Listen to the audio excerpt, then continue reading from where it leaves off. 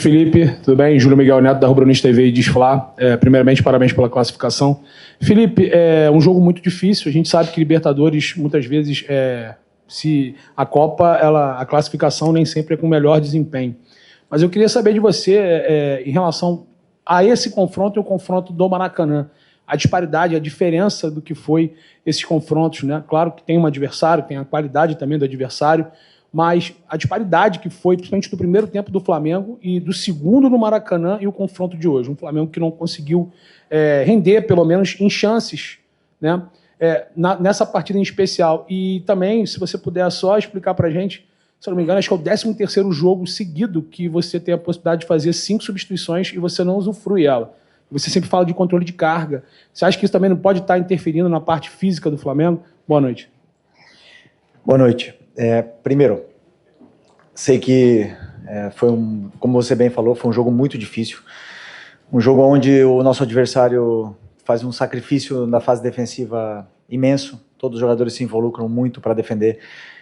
Eles induzem muito você a jogar por dentro para sair no contra-ataque. Então, é um jogo ao mesmo tempo que eles te concedem os espaços, eles aproveitam as perdas da bola, os contra-ataques. Isso gera frustrações, isso gera às vezes que o time faz que o time se parta muito durante o jogo, e principalmente a forma que eles têm de atacar, que é com lançamentos, bolas longas no atacante e jogo por fora, né?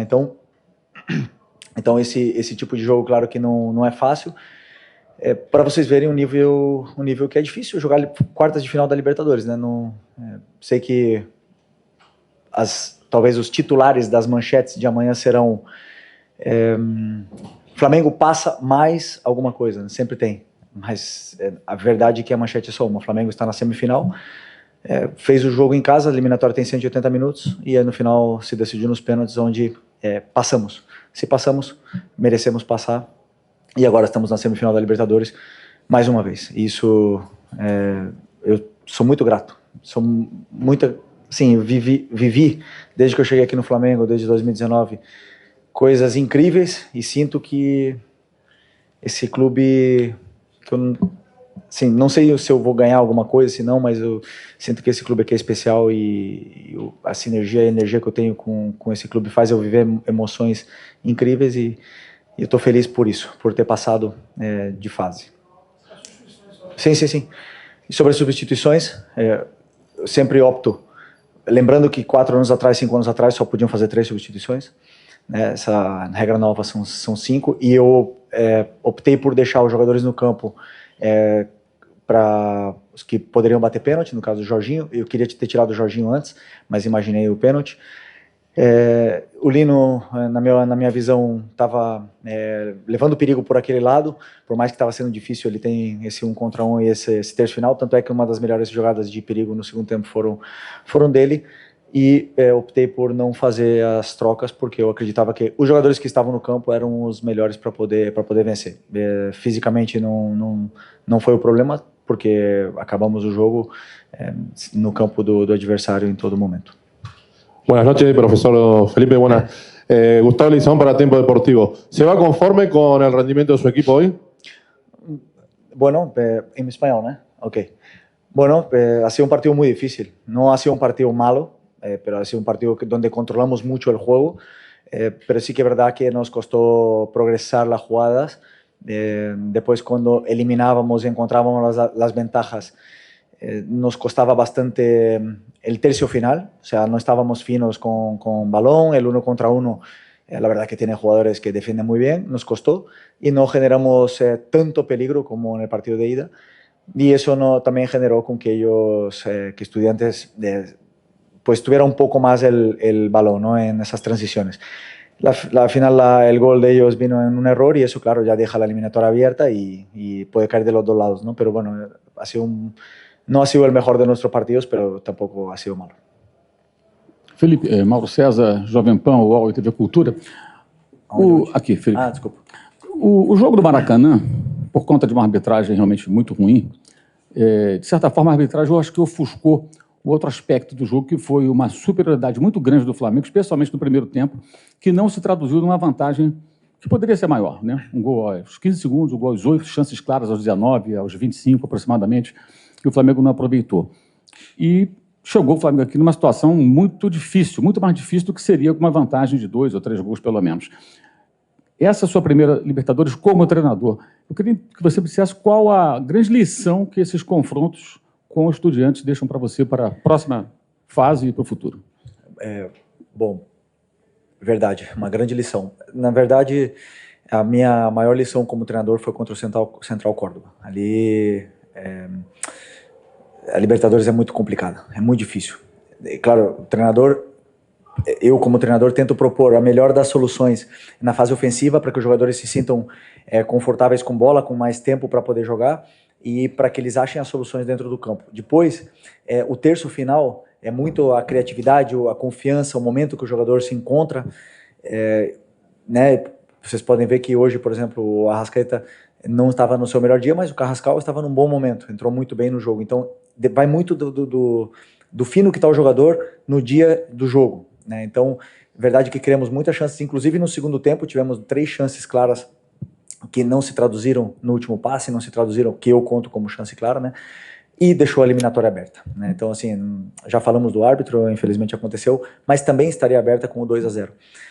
Então eu falei, o que eu tentei falar para os jogadores foi que para ganhar a Libertadores, às vezes temos que passar por essas provações. Né? Foi assim em outros anos também, são jogos muito difíceis e temos que saber passar por esses momentos para chegar em mais uma semifinal de Libertadores. Não sei quantas o Flamengo chegou na sua história, mas eu lembro que ficou, quando eu cheguei aqui em 2019, eu já estava 38 anos sem chegar. Então, tô muito feliz de poder estar em mais uma semifinal e agora tratar com o respeito e o carinho que se merece, porque é o sonho de todo mundo ganhar essa Libertadores. Felipe, aqui na frente, na sua direita, aqui.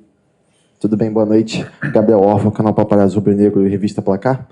Felipe, eu sei que ainda é muito cedo para a gente falar da semifinal do jogo contra o Racing, acabou de acontecer o jogo das quartas, mas você acabou de falar que a sua maior lição na Libertadores foi no jogo contra o Central Córdoba. Eu queria saber quais lições você tira desse jogo aqui contra o Estudiantes, contra o time argentino, com a pressão aqui argentina muito, muito complicada, sabendo que tem um jogo mais, talvez com a pressão ainda maior, porque é um estádio maior, e você estava lá quando o Flamengo foi eliminado, em 2021. Como é que você... Quais lições você tira desse duelo com o Estudiantes para esse jogo da semifinal contra o Racing? Obrigado. Cada time, cada jogo tem uma história diferente, um contexto diferente, mas na verdade é que as equipes argentinas são muito competitivas. Né? Então, esse é o primeiro ponto, igualar essa intensidade, essa competitividade, que é o que tentamos fazer sempre contra esses times argentinos. E o que mais me surpreende deles como treinador é ver o quanto eles conseguem cobrir de campo com sacrifício. Né? Às vezes em inferioridade numérica, um atacante marcando 2, 3 jogadores, e isso me surpreende, porque faz com que seja complicado. Né? No futebol, às vezes no futebol brasileiro, simplesmente com trocar passes você já elimina os jogadores e chega numa situação confortável na área do adversário. O futebol argentino, dificilmente você vai ter essa facilidade. Então essa talvez é a principal lição, respondendo a pergunta também do Mauro, que eu falei, né, que para mim, do Central Córdoba, é quanto campo eles conseguem cobrir com poucos jogadores. E então, com certeza, contra o Racing vai ser da mesma forma que foi hoje. Boa noite, Felipe. Aqui à esquerda. Martín Leiva para La Bola Sport. Con licencia voy a preguntar en español. Te quería consultar, bueno, ahora están en semifinales, le toca a otro equipo argentino, pero esta vez el equipo de Costas, considerado la bestia negra por Brasil, porque ha eliminado en finales a Botafogo, Cruzeiro y en fase de grupo Fortaleza. ¿Cómo se prepara Flamengo? ¿Cómo crees que va a ser esa serie? ¿Qué es lo que tienen que hacer para estar de vuelta en Lima como estuvieron en el 2019? Muito obrigado. Bueno, respondiendo muy parecido, ¿no? con tu compañero, la verdad que es un partido que aún tenemos que estudiar, tenemos que prepararlo, pero va a ser un partido parecido a nivel de intensidad, de sacrificio en el juego, sobre todo en la fase defensiva. Es un equipo que, por lo que vi, tiene muchísima intensidad, se parte mucho porque aceleran y son muy verticales, entonces es complicado no partirse en estos partidos que son de vuelta.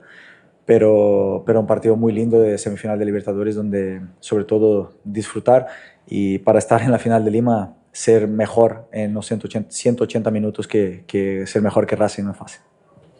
Boa noite, Felipe. Aqui atrás, Cidão Marinho da Litoral News. Libertadores a Libertadores e principalmente contra equipes argentinas sempre é uma batalha, né? Dá pra gente chamar de batalha de La Plata hoje. Você falou numa resposta anterior sobre os argentinos, né, conseguirem igualar a coisa na competitividade, né, que eles entregam muita raça, muita vontade no gramado. Por futebol, obviamente, o Flamengo é muito superior. Por qualidade, o Flamengo é muito superior, mas hoje isso não apareceu. Você acredita que é possível para a semifinal a sua equipe também entrar no gramado com essa competitividade parecida com a da equipe argentina para enfrentar o Racing? E se essa vitória, na sua visão, é uma vitória de time campeão, quando não vai bem no gramado, mas tem um ponto como o Rossi, que salva 2 vezes no pênalti, é um mérito também do goleiro. Desculpa, pode repetir a primeira? Da competitividade que os argentinos colocam no gramado, se é possível. Bom, como as armas sempre, né, de um time que incomoda muito é defender muito forte, de forma com perseguições agressivas, faltas, e sabem fazer muito bem isso. A fase defensiva das equipes argentinas são muito fortes e abrem mão de propor para jogar por uma segunda bola e chegar mais perto da tua área e ganhar terreno assim. Isso se traduziu em chances claras pro Estudiantes? Não vejo assim. Então, assim, o Flamengo foi mal no jogo. Eu poderia dizer que o Flamengo não foi o Flamengo que vocês estão acostumados a ver. Muito por mérito do Estudiantes, que conseguiu realmente incomodar, anular, mas a gente teve todo o controle do jogo no primeiro tempo, tivemos a bola, tivemos a posse, chegamos muitas vezes na área do adversário, porém o último passe, a última finalização, o último drible não estava saindo. E isso fez com que, claro, os jogadores perdessem bola, o time se partisse em várias situações. Mas dizer que o Estudiantes foi superior é um pouco, para mim, não condiz com a verdade. Tanto é que tivemos o segundo tempo todo tentando, perto da área deles ali, machucá-los. Na verdade que não conseguimos, como eu falei, progredir nesse terço final, e é algo que temos que melhorar e continuar trabalhando. Você acha que é a vitória do time campeão? Para vencer a Libertadores tem que passar por muitas provações e ainda faltam 3 jogos. Então, para ser campeão tem que passar por uma semifinal que vai ser muito complicado. Felipe, Mauro Santana, do canal Mauro Santana, boa noite.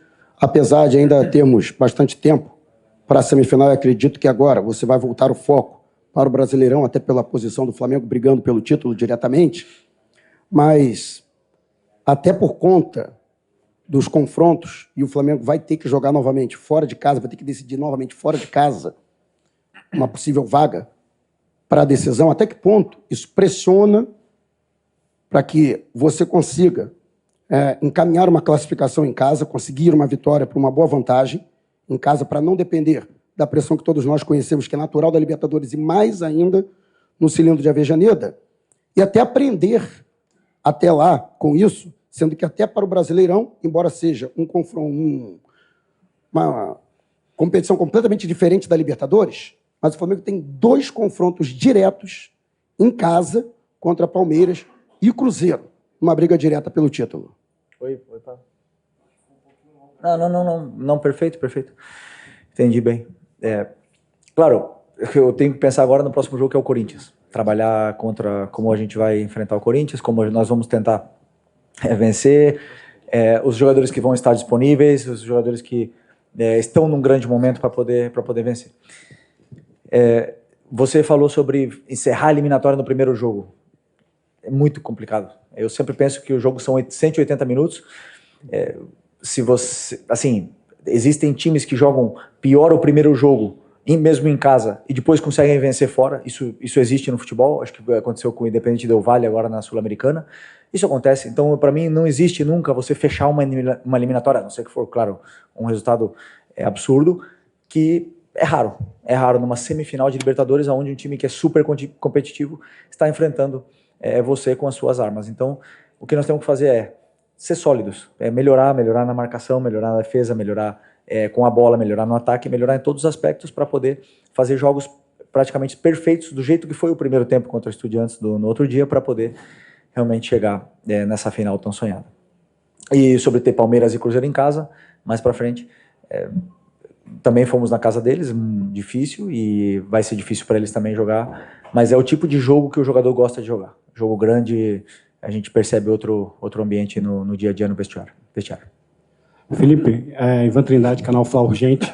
Eu queria que você pudesse fazer uma análise da intensidade do time do Flamengo hoje nesse jogo, e eu queria saber se isso é uma coisa que é trabalhada dentro do dia a dia, para os jogadores, inclusive o Flamengo tem jogadores que estão jogando a primeira Libertadores, vieram da Europa, se essa diferença de um jogo como o de hoje é colocado para os jogadores que, muitas vezes, num jogo como esse, não é sempre o melhor time que vai ganhar, e qual é a análise que você faz realmente da intensidade? Porque fica a impressão que o Flamengo joga sempre da mesma forma, com a mesma coisa, confiando muito em tudo que é feito e que isso vai resolver.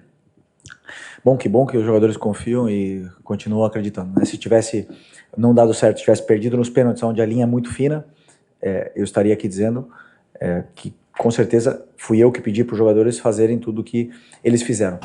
A questão da intensidade, essa resposta para mim, ela é muito simples. O adversário, ele deixa certos espaços dentro do campo onde você tem que encontrar e aproveitar. Quando o adversário, ele deixa um jogador livre com a bola e o resto todo marcado, o teu time não pode circular a bola. Então não tem como você dar intensidade na circulação de bola se os teus jogadores todos estão marcados e tem um jogador livre que é com a bola. Então o que acontecia? Jorginho, muitas vezes livre, levava a bola e acabava caindo na armadilha de tentar forçar um passe por dentro e contra-ataque. A intensidade para voltar do contra-ataque era grande. Todos eles voltavam para marcar, Pedro voltou para marcar, Arrascaeta voltou para marcar, mas nunca tiveram livres, e então dá a sensação que o time não teve intensidade, mas foi muito mérito do Estudiantes de tirar a nossa criação e induzir o jogo onde eles se sentiam mais confortáveis. Felipe, acá, buenas noches, Luciano Negro para Punto de Noticias, perdón que te hable en español. Son dos preguntas rápidas. La primera, ¿cómo calificás el clima que se vivió hoy en el estadio? Y la segunda, estás en una de las casas de Diego Pablo Simeone. ¿Cuánto te influyó en tu etapa como entrenador que estás viviendo ahora? Bueno, primero se lo dije a los jugadores antes del partido. Hoy sentí ganas de jugar otra vez. Les envidié por ese ambiente que hay, por el césped, la manera que estaba perfecto, el clima, el ambiente del estadio estaba impresionante. La verdad que es un privilegio jugar en un ambiente tan increíble como ese estadio. Esa es la primera. Verdad que con nosotros, cuando estábamos controlando el juego y teníamos bastante posesión, se bajó mucho el volumen y conseguimos eso, pero claro, luego vino el gol y se vinieron arriba otra vez y la afición, la verdad que no dejó de animar en ningún momento. Sobre Simeone trabajó aquí, ¿verdad? Fue campeón aquí, ¿no? 2006. Ok. Pero es hincha de Racing. Sí, sí, es hincha de Racing. Sí. Bueno, es como, ya se lo dije muchas veces, es como un padre para mí. Hoy estoy sentado aquí fue porque él me ha inspirado a esto, me ha cambiado mi vida en muchos sentidos y soy muy agradecido a él. Y nada, le deseo la mejor de la suerte siempre porque él sabe que le quiero mucho. Felipe, Raíza Simplício da Gol Brasil e da revista Placar. No final de semana a gente teve o clássico e muito se discutiu se foi falha ou não foi falha do Rossi no gol do Ryan. Hoje, no primeiro tempo, no finalzinho ali, aquela finalização, também muita gente colocou na conta que foi uma falha do Rossi. A gente viu ele muito abalado também na hora que desce para o intervalo, bem chateado. Alguns jogadores foram falar com ele. E aí, nos pênaltis, ele vai lá, resolve, defende 2 belíssimos pênaltis. Vai lá, depois pede até desculpa para a torcida. Queria saber de você se chegou a conversar com o Rossi, como é que foi no intervalo do jogo também, no vestiário com ele, essa volta por cima dele, né? O futebol te permite isso, dar essa volta por cima tão rápido.